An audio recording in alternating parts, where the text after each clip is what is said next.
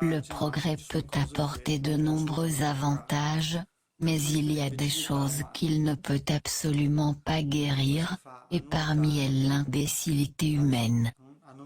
Comment ne pas s'apercevoir, en effet, comment ne pas s'apercevoir encore plus, dans une période historique comme celle-ci, où nous avons un foisonnement de la technologie dans presque tous les domaines, de voir à quel point l'homme peut parfois être ou continuer à être un imbécile.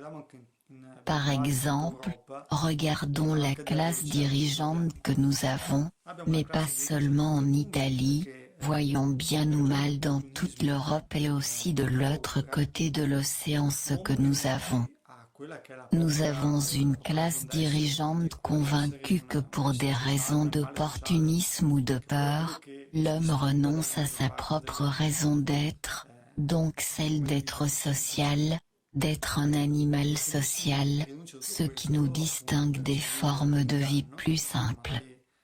Cette classe dirigeante attend de nous que nous renoncions à tout cela pour suivre une tromperie, dont nous savons quelle est-elle, pour des raisons d'opportunisme ou de peur, mais ce raisonnement en dit long sur quelle est la vision de ces gens, qui ensuite à l'inverse, eux aussi nous attribuent cette mentalité. Alors disons qu'un établissement qui pense maintenant comme s'il s'agissait de véritables prostituées intellectuelles, nous attribue également ce genre de qualité morale, et ce peu de dignité, comme si quelqu'un était prêt à renoncer à sa propre liberté, donc à sa dignité, uniquement pour des raisons de commodité ou de peur, tout comme eux. Si on regarde aussi ce qu'a fait le dernier imbécile, ce bouffon, ce fameux médecin-chef, qui va si souvent dans les salons de télévision pour fulminer contre les soins à domicile et contre tous ces médecins qui depuis 2 ans demandent la confrontation avec les institutions,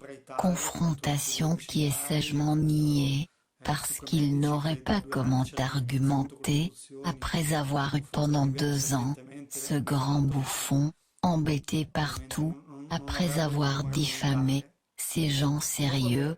ces héros, ces médecins qui sont allés et vont de maison en maison pour soigner malades du Covid, après avoir pris le Covid, après la 3e dose, que je définirais inutile sinon délétère, il est tombé malade, et de qui est-il allé frapper? Il est allé chez eux.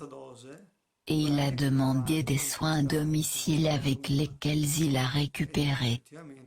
C'est la situation, et nous continuons avec cette pièce depuis 2 ans, et nous voyons effectivement comment tout s'effondre. J'étais franchement beaucoup moins optimiste, jusqu'à récemment et je ne m'attendais certainement pas à une telle réponse. Mais ici déjà 30% de la population a parfaitement mangé la feuille, et ne veut rien en savoir, ni la première, ni la 2e, ni la 3e dose.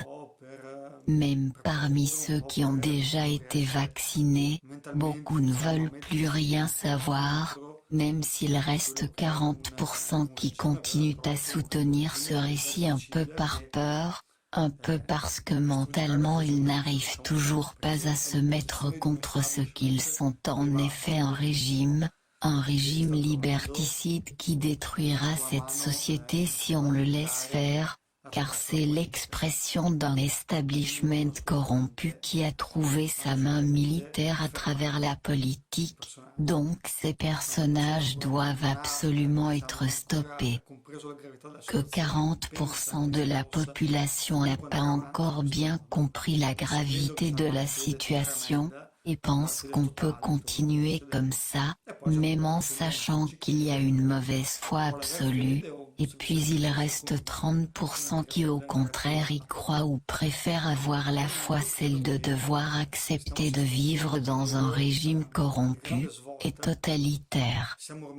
En tout cas, je crois que nous assistons à une période de grands changements, nous sommes maintenant au début de la fin du cauchemar, tel que je le vois, alors je vous exhorte à avoir encore du courage, à résister et à être solidaire avec ceux-là, comment toi, ils partagent le même fardeau, car il est important que nous comptions sur nous-mêmes, et que nous prenions conscience que nous ne sommes absolument pas seuls, d'accord?